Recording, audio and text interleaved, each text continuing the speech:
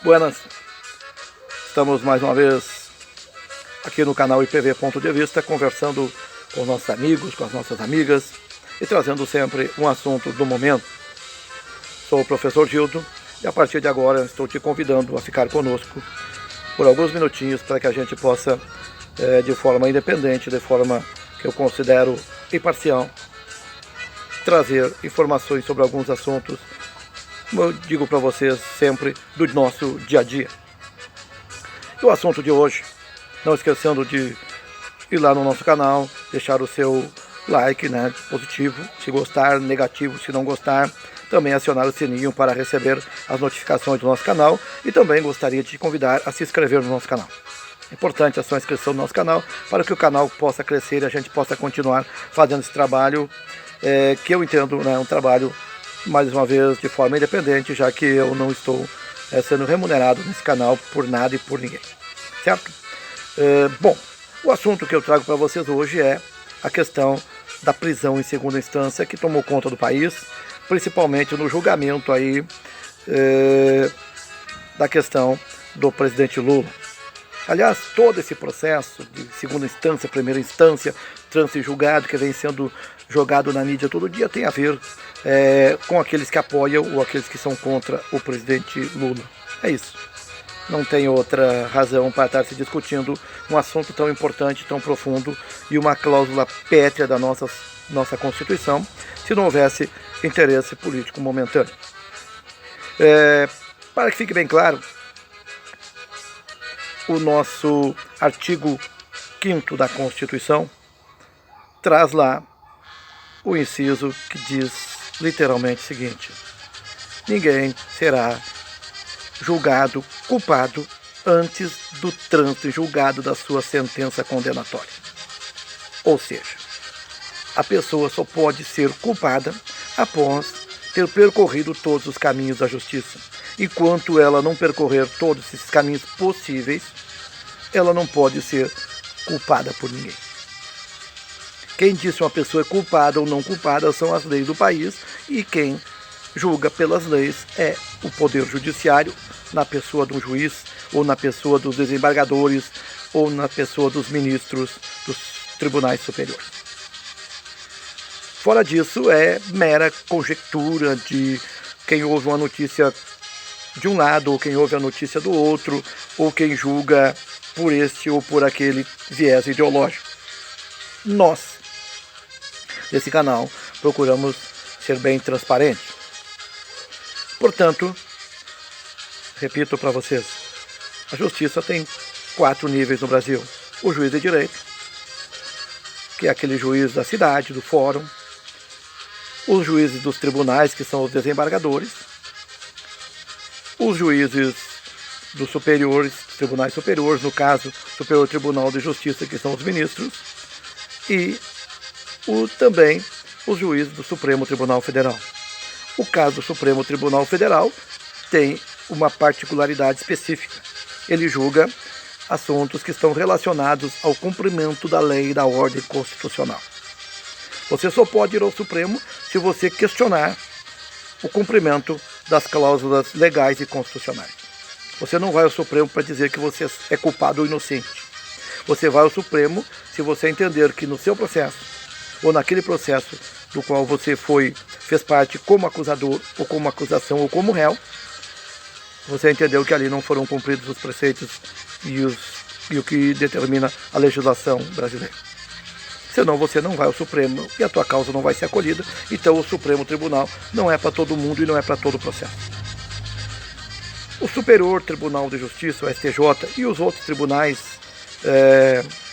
ligados à Justiça Militar, enfim, a Justiça do Trabalho, são tribunais superiores que julgam as ações que vêm de câmaras inferiores, ou seja, dos tribunais de justiça dos desembargadores.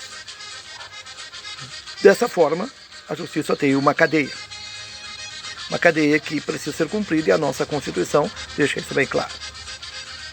Mas, quando passou a se julgar os processos ligados à Lava Jato, adotou-se um rito praticamente sumário, coisa nunca vista na justiça brasileira antes. Eu não estou dizendo que as pessoas que estão lá são inocentes ou culpadas, eu estou dizendo que a justiça nunca tinha agido daquela forma. Ou seja, queimou etapas, aceitou que delatores e delatados tivessem o mesmo tempo, o mesmo time do processo. O Tribunal, o STJ e depois o Supremo Tribunal Federal, no caso, este último, teve que dizer, olha, as coisas têm que ser dessa forma, as coisas não têm que ser de outra forma. Mas o grande problema que gerou instabilidade jurídica foi quando o nosso Supremo Tribunal Federal interpretou que era possível prisão em segunda instância.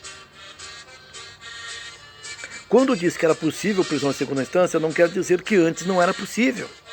Pelo contrário, quase todo mundo já ia para a cadeia na segunda instância. Eram pouquíssimos os casos de pessoas que não vão para a cadeia em segunda instância. No caso do Brasil, não chegava a 6 mil pessoas. Em milhares e milhares e milhares de processos. Então está se fazendo uma coisa assim, está se querendo mudar a Constituição por causa de 5 mil pessoas. Mais ou menos seriam beneficiados pela chamada prisão em segunda instância. Mas o objetivo disso tudo, eu já disse, o objetivo disso tem a ver com o fato do ex-presidente Lula poder ou não poder ser candidato eventualmente numa eleição. Não tem outro motivo para que você mude uma Constituição num país se você não tiver um objetivo imediato, uma causa específica para apontar. E é por isso que eu estou preocupado. Eu não vejo isso como saudável para o nosso país. Eu entendo que não é porque um determinado grupo político está contra e o outro está a favor que eu tenho que mudar a lei para se adequar à minha vontade. Então se lança na opinião pública a ideia de que a prisão em segunda instância vai resolver todos os problemas do Brasil, e não é verdade. São 5 mil pessoas mais ou menos que podem ser beneficiadas. Os outros não se enquadram. Por quê? Porque eles estão presos por outros motivos e por aqueles motivos que não permitem nem que eles saiam da cadeia. Existem vários crimes como racismo, terrorismo, tortura, agressão à mulher, crimes de tráfico, dependendo da circunstância, dependendo do caso, e principalmente quando a pessoa interfere nos processos, tenta apagar as provas, quando a pessoa constrange testemunhas, essa pessoa vai para a cadeia. E a justiça é muito severa no Brasil quanto a essa questão de constrangimento de testemunhas. Então nós não podemos achar que, mas agora vai mudar tudo se tiver prisão em segunda instância. Não. A única coisa que vai acontecer no Brasil é se tiver condenação em segunda instância, é que vão tentar botar o Lula de novo na cadeia, porque senão o Lula vai ser candidato a presidente, e daí, sei lá o que vai acontecer. A história é outra. Não sou um adivinho do futuro, mas eu sei que vai dar um baita de um bafafá nesse Brasil todo. Mas esse não é o caso. Continuo dizendo que não se pode mudar a lei por isso. Porque eu considero isso como uma cláusula pétrea da nossa sociedade. E considero realmente que está correta a nossa Constituição ao dizer que ninguém pode ser considerado culpado até o trânsito julgado seu processo. Então está se fazendo, na verdade, um grande barulho. Estão comentando muita coisa e não se deram conta que estão tentando mudar uma lei apenas para favorecer um grupo político hoje no Brasil.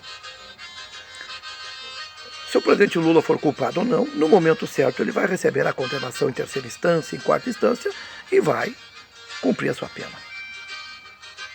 Mas as pessoas não se deram conta de um detalhe.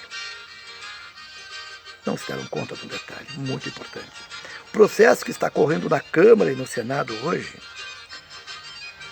ele não é só para as questões criminais. Quando ele disser que a segunda instância é o tribunal para o trânsito julgado, isso serve para todas as questões. Você parou para pensar? Você tem uma ação, por exemplo, de cobrança abusiva de imposto. Você é um empresário.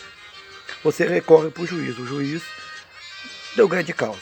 O Ministério Público resolveu dizer que, na verdade, você está errado, recorre para o Tribunal de Justiça. E se você for condenado no Tribunal de Justiça, você não tem mais volta, você tem que pagar ou vai para a cadeia, porque tem trânsito julgado. Dali para frente, o teu recurso é apenas protocolar, porque você vai ter que cumprir, você vai ter que pagar ali, já no Tribunal de Porto Alegre. E milhares de pessoas são protegidas hoje por medidas abusivas de alguns juízes, de alguns magistrados, de alguns tribunais, justamente por poderem estar recorrendo a um tribunal superior. Senão teriam que ter pagado verdadeiras fortunas por aí, de processos mal conduzidos, de abusos do poder do Estado. Mas as pessoas não pensam nisso. As pessoas, quando vê a segunda instância, enxergam o Lula. Não se esqueçam que o trânsito julgado em segunda instância serve para todo mundo e serve para todas as situações civis, criminais, trabalhistas. Pense nisso.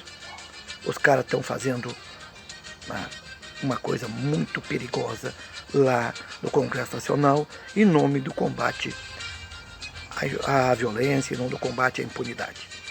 As nossas leis são suficientes para combater a impunidade. É só cumpri-las de forma correta. Pense nisso. Até a próxima.